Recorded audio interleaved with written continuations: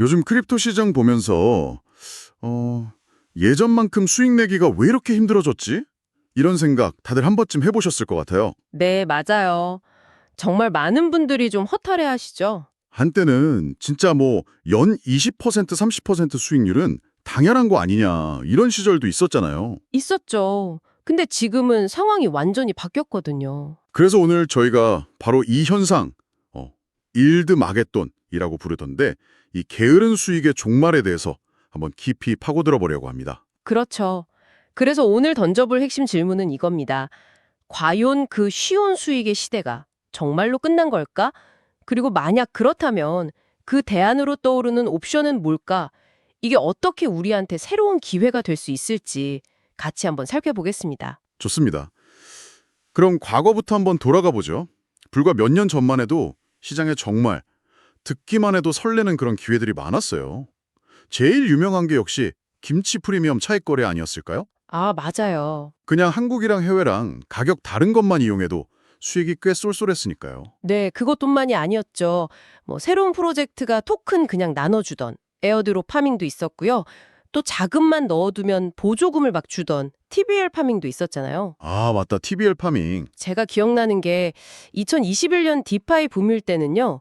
유명 프로토콜에 스테이블 코인 한 1억 원만 예치해두면 단순히 이자가 아니라 그 프로토콜의 거버넌스 토큰을 보조금으로 줬어요. 그렇죠. 근데 그 토큰 가격이 계속 오르니까 이게 수익률이 연 100%를 넘는 것처럼 보였던 거죠. 사실은 보조금이 만든 착시였는데. 선물하고 현물 가격 차이. 그걸 이용한 베이시스 트레이드도 빼놓을 수 없었고요. 물론이죠. 근데 이런 전략들 공통점이 뭘까요? 생각해보면 가격이 오를지 내릴지 맞출 필요가 없었다는 거. 그러니까 방향성 리스크 없이 그냥 시간하고 노력만 좀 들이면 꽤 높은 수익이 가능했다는 점인데 이게 어떻게 가능했던 거죠? 그게 가능했던 구조적 배경을 보면 딱 세 가지가 맞물렸기 때문이에요. 첫째는 당시 시장의 명백한 비효율성. 그리고 둘째는 폭발적으로 들어오던 신규 참여자들. 마지막으로 프로젝트들의 아주 공격적인 보조금 정책. 이 세 가지가 시너지를 내면서 리스크는 거의 없는 것 같은데 수익은 연 20에서 30%가 나오는 지금 생각하면 진짜 꿈 같은 시기였던 겁니다. 바로 그 꿈 같은 시기가 끝났다는 게 오늘 이야기의 핵심이죠. 2025년 지금 상황이 정말 180도 달라졌습니다. 자료들을 좀 보니까 요즘 상위 디파이 프로젝트들 수익률, 그러니까 APY가 대부분 한 자릿수더라고요. 맞아요. 현실적으로 보면 4%에서 8%그 정도로 완전히 압축됐죠. 그러니까요. 과거에 그렇게 잘 통했던 전략들이 대체 왜 이렇게 안 먹히게 된 걸까요? 여기서부터가 정말 중요합니다. 붕괴의 핵심 원인은 크게 두 가지로 볼 수 있는데요. 첫째는 말씀하신 대로 수익의 원천, 그 샘물 자체가 말라버린 겁니다. 샘물이 말랐다. 네. 예를 들어서 알트코인 시장이 장기 침체에 빠지니까 새로운 토큰에 대한 기대감, 그러니까 포인트를 받으려는 수요 자체가 무너진 거죠. 예전엔 포인트만 받아도 돈이 됐는데 지금은 아니거든요. 잠깐만요. 알트코인 시장이 죽어서 그렇다는 건 알겠는데 베이시스 트레이드 같은 건 시장 상황이랑 상관없이 꾸준히 수익 내던 거 아니었나요? 이건 왜 사라진 거예요? 아, 그거 정말 좋은 질문입니다. 그 이유는 바로 기관화 때문이에요. 과거에는 개인들도 쉽게 접근해서 연 10%, 20% 수익을 냈지만 지금은 대형 기관들이 수조 원대 자금을 가지고 훨씬 정교한 시스템으로 이 시장에 뛰어들었어요. 아, 그 결과 베이시스 수익률은 거의 제로에 가깝게 수렴해버렸죠. 이더나 수익률이 확 낮아진 게 딱 그 상징적인 사례고요. 기관들이 시장의 비효율성을 그냥 싹 다 흡수해버렸군요. 바로 그겁니다. 알겠습니다. 첫 번째 이유는 시장이 효율화되면서 먹을 게 없어졌다. 그럼 두 번째 이유는 뭔가요? 두 번째 원인이 어쩌면 더 본질적인데요. 바로 숨겨져 있던 위험이 터져 나왔다는 겁니다. 숨겨진 위험이요? 네. 과거의 많은 전략들이 안정적인 수익처럼 포장이 되어 있었지만 사실은 그 안에 보이지 않는 위험이 숨어 있었어요. 예를 들어 스트림 파이낸스 같은 사례가 대표적인데 처음에는 투명하게 온체인에서 수익 낸다고 했거든요. 근데 그게 잘 안 되니까 투자자들한테 알리지도 않고 불투명한 오프체인 운용으로 돌린 거예요. 아, 결국 그러다가 사고가 난 거군요. 네. 그러다가 대규모 손실로 이어진 거죠. 와.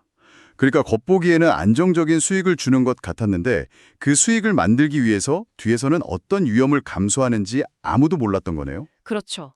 이건 단순히 수익률이 낮아진 것보다 충격이 훨씬 큰데요. 우리가 안정수익이라고 믿었던 것의 본질이 사실은 감당 못할 위험이었다. 이걸 깨닫게 된 거니까요. 이게 바로 일드마게돈의 진짜 의미라고 할 수 있겠네요. 바로 그겁니다. 그 신화가 깨진 거예요. 수익은 안정적으로 보이는데 위험은 보이지 않는 구조가 얼마나 취약했는지 모두가 알게 된 거죠. 결국 숨겨진 위험이 문제였다. 그렇다면 시장이 찾는 해답은 명확해 보이네요. 위험을 숨기는 게 아니라 아예 그 위험을 투명하게 드러내고 가격을 매겨서 거래할 수 있는 방법. 저희가 살펴본 자료들에서는 바로 옵션이 그 역할을 할 수 있다고 하더라고요. 네, 바로 이 지점이 핵심입니다. 옵션의 본질은 리스크를 명확하게 정의하고 그 위험을 내가 떠안는 대가로 수익, 즉 프리미엄을 받는 구조라는 점이에요. 이건 뭐 김치 프리미엄처럼 시장의 비효율성을 파고드는 꼼수랑은 근본적으로 다릅니다. 아, 이게 바로 과거 전략과의 결정적인 차이점이군요.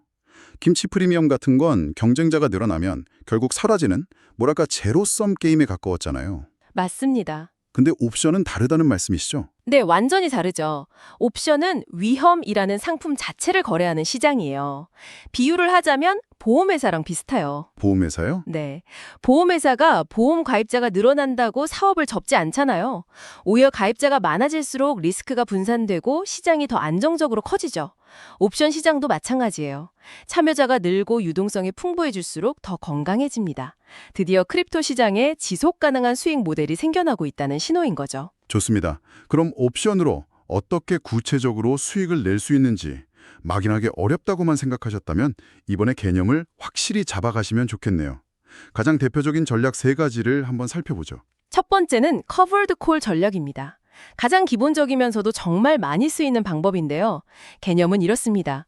내가 이미 가지고 있는 자산, 예를 들어 비트코인을 미래의 특정 시점에 특정 가격에 팔겠다고 약속을 하는 거예요. 아, 약속. 네, 그리고 그 약속의 대가로 프리미엄을 미리 받는 거죠. 이거 비유가 아주 재밌던데요.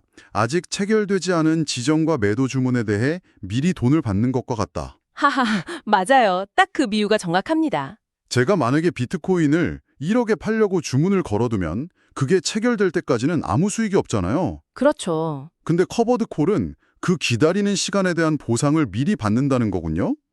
구체적인 예시를 좀 들어주실 수 있나요? 네, 예를 들어볼게요. 지금 비트코인 가격이 7만 달러라고 해보죠. 내가 가진 비트코인 10개를 한 달 뒤에 8만 달러에 팔겠다는 콜옵션을 파는 겁니다. 네. 그럼 그 약속의 대가로 지금 당장 한 1,200달러 정도의 프리미엄을 받을 수 있어요. 만약 한 달 뒤에 비트코인 가격이 8만 달러를 안 넘으면 그 1,200달러는 그냥 제 수익이 되는 거고요. 비트코인은 그대로 가지고 있는 거죠. 만약에 9만 달러로 급등하면요? 아, 좋은 질문이에요. 9만 달러로 급등하면 저는 약속대로 8만 달러에 팔아야 해요. 그래서 그 추가 상승분 1만 달러는 포기해야 하죠. 하지만 그래도 7만에서 8만까지 오른 거랑 프리미엄 1,200달러는 챙길 수 있는 거죠. 아하, 상승 이익을 일부 제한하는 대신에 횡보하거나 조금만 올라도 꾸준히 현금 흐름을 만들 수 있는 전략이군요. 알겠습니다. 그럼 두 번째는 뭔가요? 두 번째는 풋옵션 매도입니다. 이건 커버드 콜이랑 반대 개념이라고 생각하시면 쉬워요.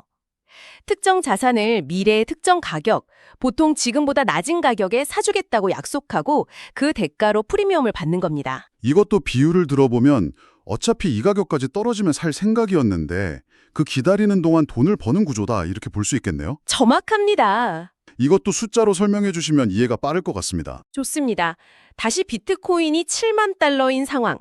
나는 6만 달러가 되면 무조건 살 거야 라고 생각하는 사람이 있다고 해보죠. 이 사람이 한 달 뒤 6만 달러의 비트코인을 사주겠다는 풋 옵션을 팔면 지금 당장 한 500달러 정도의 프리미엄을 받을 수 있습니다. 오, 만약 한 달 뒤 가격이 6만 달러 위에 있으면 비트코인 살 필요 없이 500달러는 그대로 수익이 되는 거고요. 만약 5만 5천 달러로 떨어지면 약속대로 6만 달러에 사야 하죠. 시세보다 5천 달러 비싸게 사는 셈이지만 어차피 살 생각이었으니까. 그렇죠. 어차피 살 생각이었으니까 프리미엄 500달러만큼 할인받아서 5만 9,500달러에 사는 효과를 얻는 겁니다. 두 전략 다 공통점이 있네요. 내가 감당할 수 있는 위험.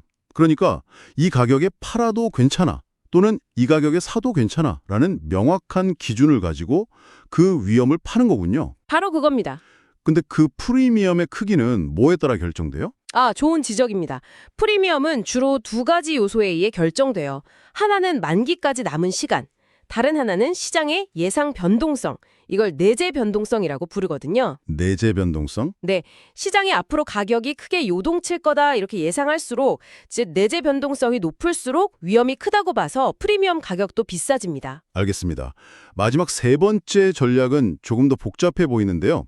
콜 스프레드. 이건 어떤 경우에 쓰나요? 네, 이건 조금 더 정교하게 위험을 관리하는 방법이에요. 콜옵션을 팔면서 동시에 그보다 더 높은 가격의 콜옵션을 사는 거예요. 그래서 최대 손실이랑 최대 이익을 모두 제한하는 전략입니다.